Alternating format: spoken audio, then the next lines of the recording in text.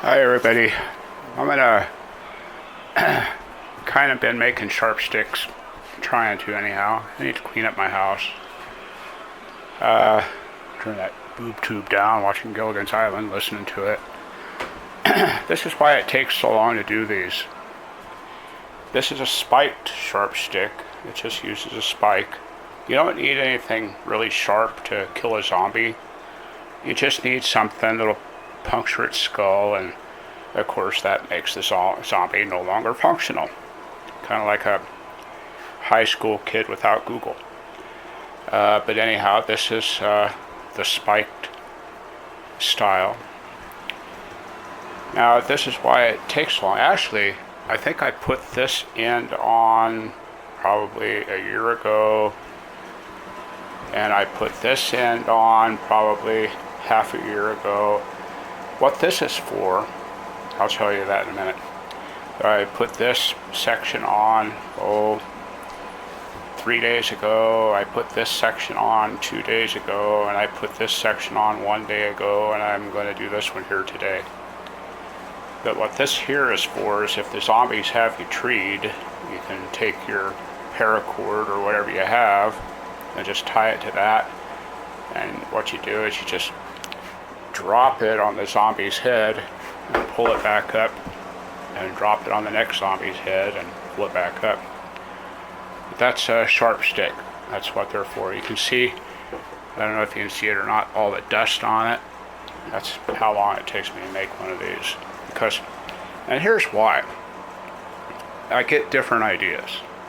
I mean, no two sharp sticks are the same. And what I'll do is I'll do this section here, and then I'll say, oh, well, maybe I should put some rabbit fur up here, or maybe tie some rope around these sections here and hang a feather or something. But that's how I make the sharp sticks. It just takes forever to do these. But these are for killing zombies. Now, when the zombie apocalypse comes along, bullets are going to be more valuable than anything. You can buy a couple cans of beans with a 38 shell or something.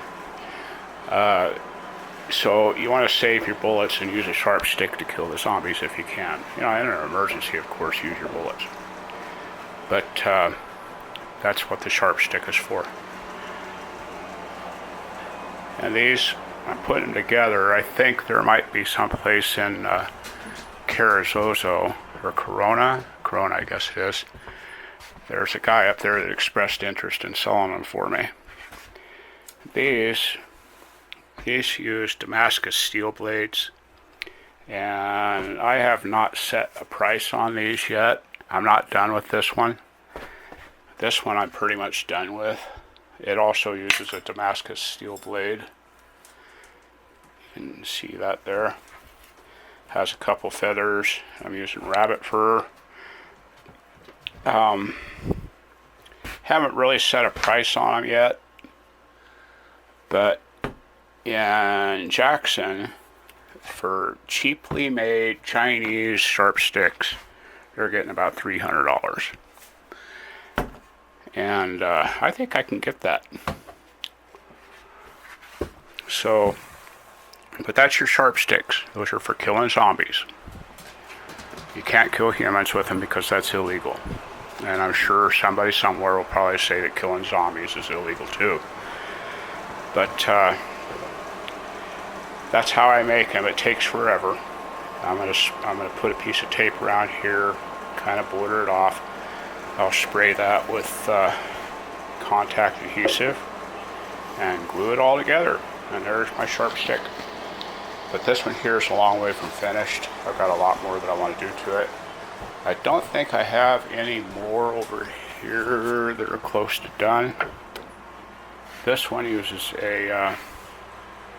that's the blade for this one. I need to add a little bit more glue to fill in the spaces. I got another one down there that has, this one here has a spike. They're all bamboo. This one uses a screw thread. I think that'll kill a zombie pretty good. It's just for fun, and decoration. People can hang them up on their wall or whatever. But there's that thing that Sue bought. It's kind of cool. I like it right there. Alright, back to work. Okay, boys and girls. I was going to do a video on replacing the axle seals in the truck. Off-grid mechanicking.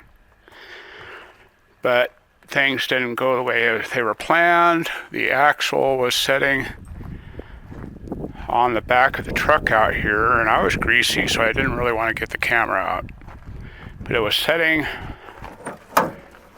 on the tailgate right here, just setting straight up. And I just sat it down, turned around, walked away from it, and I heard a clunk, turned around. It was laying on the ground, and it had bent the hell out of the backing plate. So I was going to order a new backing plate. Backing plate was $131.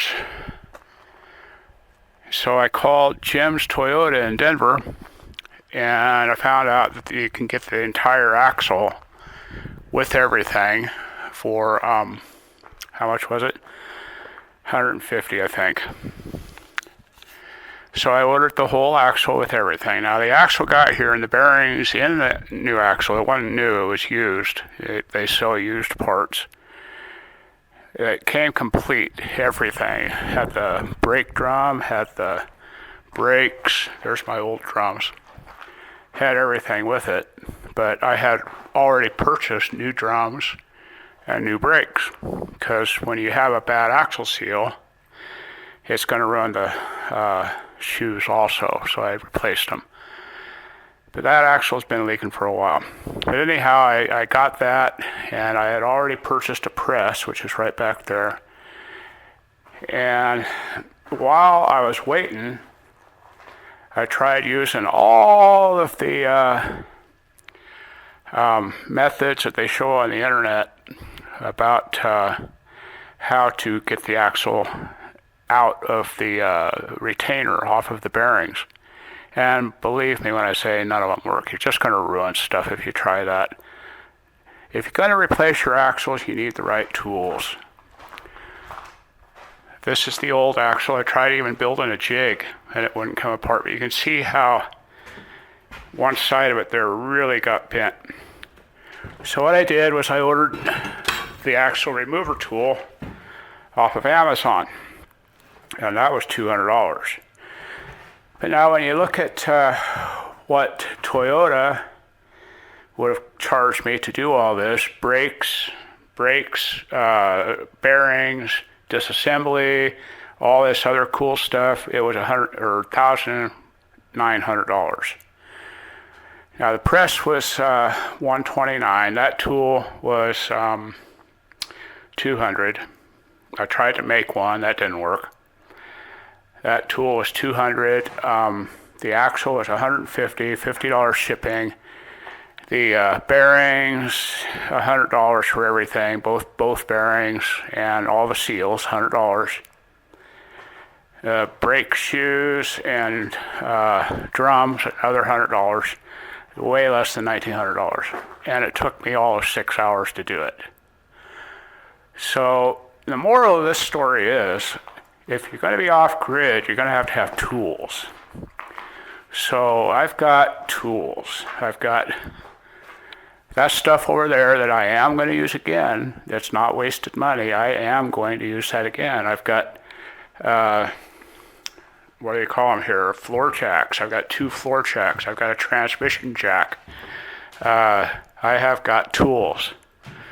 There's 4 jack stands there. There's a creeper. I can put wood down on this floor, and it's just like riding around on cement. There's my handyman jack. There's another floor jack there. I've got tools. I've got hand tools over here. The black box in the back of the truck, full of hand tools. I've got enough stuff in there I could rebuild this truck if I needed to. And inside, I have more tools. Now, I've got enough tools that I think I'm going to have to get another toolbox. Moral of the story is, being a mechanic or doing any of that stuff, 99% of the skill, well, not 99, but a large percentage of the skill is having the right tools to do the job. I've got a Cobalt batteries died mid-sentence. Let's go back on out here. Get back, Sheldon. Back. Back. The Cobalt impact wrench down there, and it's pretty powerful. It'll snap a bolt. You gotta have woodworking tools. You gotta have hammers. You gotta have screwdrivers. All that cool stuff. I've got pullers. I've got 3 different puller sets down there. Seal bearing installers. All sorts of stuff. Lots of hammers, squares. Those there clamp thingies. Impact and line wrenches. You're going to do mechanical wrench work. You're going to need line wrenches, whether it be diesel, car, gas, doesn't matter. Impact, I've got metric and standard, SAE. All sorts of sockets. All kinds of pliers. Got a cutter thing in there. Screwdrivers, and more screwdrivers. Got some precision screwdrivers. This is my junk drawer full of blades. And Allen wrenches. You have to have that stuff. When it's all over, when the shit hits the fan, there ain't gonna be no stores. You're just not gonna be able to find any of this stuff. So make sure you got it on hand. But I got that done. It only took about 6 hours once I had all the tools out there that I needed, and the only thing I lacked was that puller. And that really made the job simple. I mean, it was lickety-split done. I replaced the bearing on the axle that came. That took about 20 minutes. Had to make one adapter tool, which fell on the ground. I didn't pick it up. Just a piece of pipe right there on the ground. And everything else was just wham, bam, thank you, ma'am, and it was done. The second side took about 15 minutes to pull the bearings. I used a suction tool to bleed the brakes, and super simple. Once I got the tool, it was just ridiculously simple. I'm a former, I don't claim it anymore really, but I'm an ASE certified master mechanic, worked for Chevy for years and years and years and years. And Toyota's a little bit different, but it's still a car. It's easy to work on. So anyhow, I've not, didn't really have any video planned. I was going to do a walk around. I may do that still, but you can see here, real quick, I started, that's the floor for the shed part. And not gonna put up a wall on the back or the side, just gonna use some 2x4s for braces for the roof. And I'll have a slightly slanted roof in here. There is just a little bit of water gets in, not very much.